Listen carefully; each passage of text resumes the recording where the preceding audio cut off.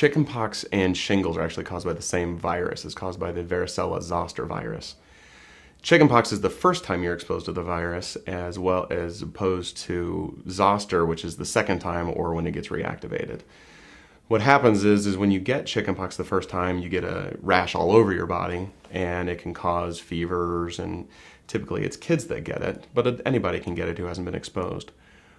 Years later, kids, adolescents, older adults, they can get it reactivated, and when shingles reactivates, then it's painful. And so that's the second or third time that people get it. The older you are, the more high likelihood it is to reoccur or cause more pain.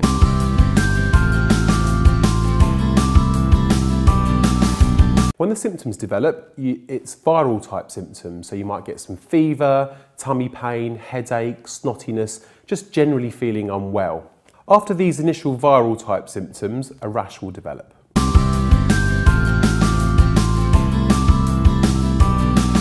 The chickenpox vaccine has done an amazing job of reducing the amount of chickenpox in the community. In the past, there would be over 150 deaths per year due to chickenpox and over 10,000 hospitalizations each year due to chickenpox. And we reduced that by 90%.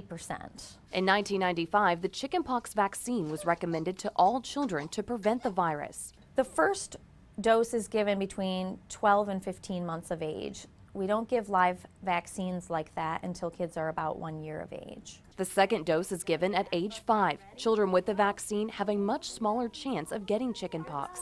After your first dose of the chickenpox vaccine, it works about 80% of the time in preventing chickenpox, which is why we end up giving the second dose of the vaccine. After the vaccine, if children still get the virus, it's a less severe case with fewer symptoms.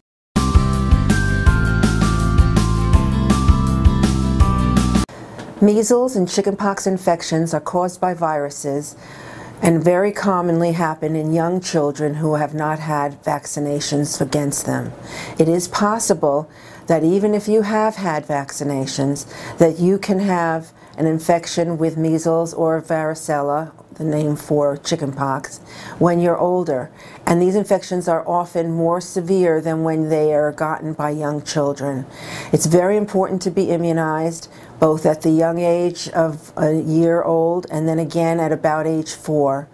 But if you haven't been immunized, you can catch up in your adolescent years. I'm an adolescent specialist at Mount Sinai Doctors in Brooklyn Heights.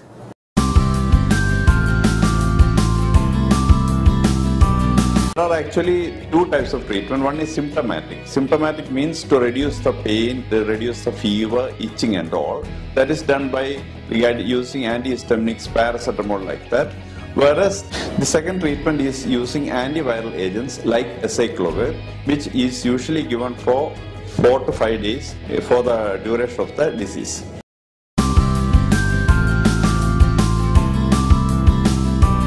Let's make an oatmeal bath mix. Take about 2 cups of oatmeal powder in 2 liters of water.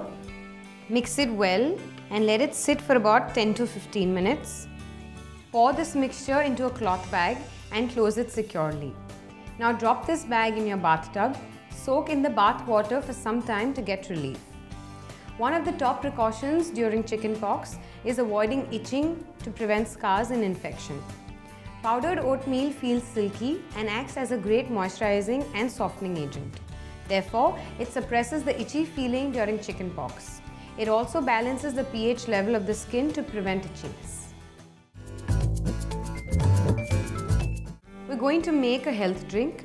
Take 2 cups of water in a vessel. Add 2 tablespoons of chopped ginger. Let this boil. Remove and strain the water. Drink this twice a day. Ginger contains anti-inflammatory compounds called gingerols that reduce skin irritation and itching caused during chickenpox. It also acts as an antibacterial and an antioxidant, speeding up the healing process. Also, remember to wear soft and cool fabrics and stay away from heat to avoid itching from aggravating. Take care.